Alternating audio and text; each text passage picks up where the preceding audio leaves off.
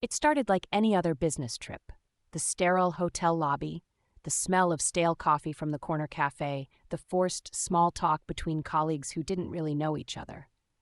I've been on these trips a dozen times before, and they've always been the same: meetings, dinners, and long, quiet nights alone in unfamiliar hotel rooms. I didn't expect this one to be any different. But then I met Sarah. We worked for the same company, but in different regions. I'd seen her around the office a few times, always confident, always impeccably dressed, but we'd never really spoken. This trip was the first time I would be interacting with her beyond the occasional passing in the hallway. From the moment I saw her again, it felt different. There was something about the way she carried herself, so self-assured, so magnetic, like she didn't need to say a word to command attention. I've been married for almost a decade. My husband and I have a comfortable life, a routine that feels safe, predictable. We love each other, but over the years that spark, the one that makes your heart race and your skin tingle, had dimmed. I thought that was just how marriage worked. You settle in, you find comfort in routine, and you let go of the idea of passion. That's what I told myself anyway. The first night of the trip, the team went out for drinks after the day's meetings wrapped up. I wasn't planning to stay long, just a quick drink to be polite, then back to my room for a call home. But when Sarah invited me to stay for another round, I didn't hesitate. Her presence was captivating, and I found myself wanting to be around her more. We sat at the bar, and the conversation flowed easily. It started with work, of course, complaining about the endless meetings, the deadlines, the stress. But soon, the conversation turned personal. She told me about her recent divorce, about how she'd realized that she wasn't happy with the life she was living. There was no sadness in her voice, just a calm acceptance, like it was a fact of life. I couldn't help but admire her strength. I listened, fascinated by her honesty, feeling drawn to her in a way that I couldn't quite explain. It wasn't just her confidence, though that was part of it. It was the way she saw me, really saw me, in a way that felt like she understood more than what I was saying out loud. I told her about my marriage, about how things had become stagnant. I didn't tell her everything, but I hinted at the emptiness I'd been feeling, the slow erosion of passion and excitement that I didn't know how to fix. As I spoke, I found myself opening up to her in a way I hadn't opened up to anyone in years. She listened, her eyes never leaving mine, and when I finished, she placed her hand lightly on my arm, the touch sending an unexpected jolt of electricity through me. I should have pulled away. I should have left right then, gone back to my room and called my husband. But I didn't. Instead, I stayed. The rest of the night was a blur of laughter, shared glances, and subtle touches that felt far more intimate than they should have.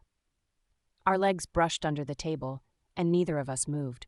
When I laughed, she leaned in, and I could feel her breath against my skin. My heart was pounding, my pulse quickening with each moment that passed.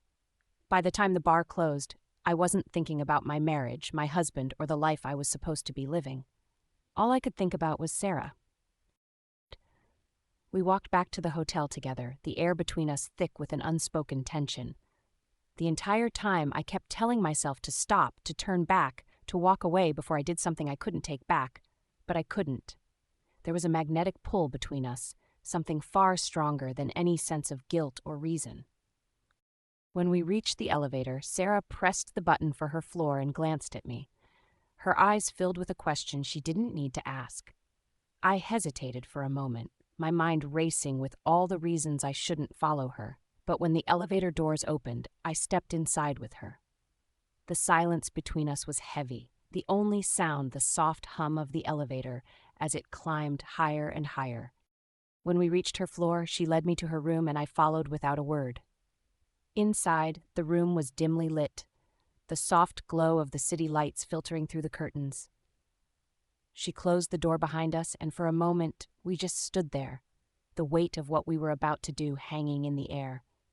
My heart was racing, my palms sweating, and yet I couldn't bring myself to leave. I didn't want to. Sarah stepped closer, and I could feel the heat radiating from her body. She reached out, her fingers brushing lightly against my cheek, and it was like my entire body ignited. Every nerve, every sense came alive in that moment. I hadn't been touched like that in years. Not with that kind of intensity, that kind of passion.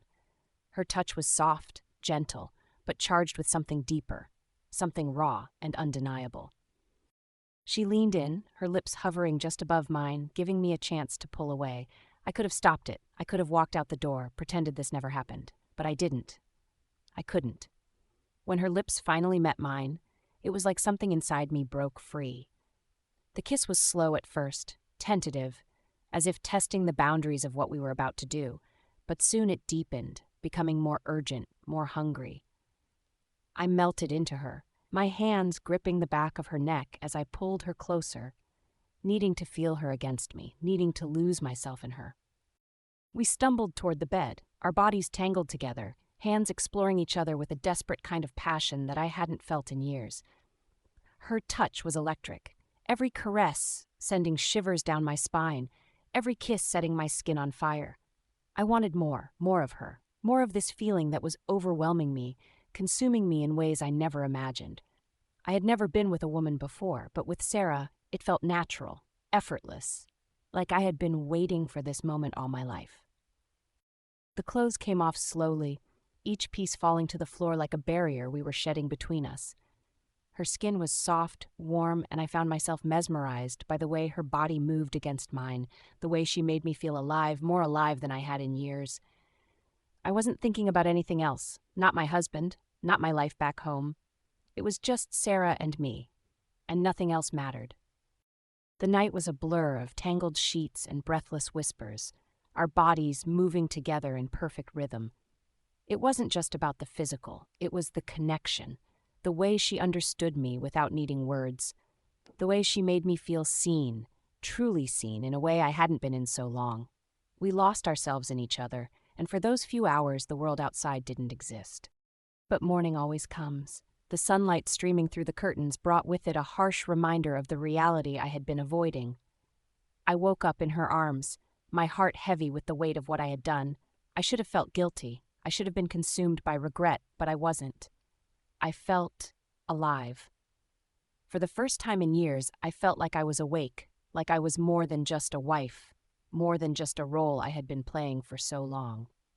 I slipped out of bed quietly, careful not to wake her. I dressed quickly, my mind a jumble of emotions I wasn't ready to confront. Guilt, excitement, confusion. It all swirled inside me, and I didn't know what to do with it. I left her room before she could wake up, needing space to think, to figure out what this all meant. Back in my own room, I sat on the edge of the bed, staring at my phone. My husband's name flashed on the screen, a reminder of the life I had just betrayed. I should have felt more than I did, but all I could think about was Sarah. I didn't know what would happen next, if this was a one-time thing, or if I'd seek her out again. All I knew was that something had shifted inside me, something I couldn't ignore. And now there was no going back.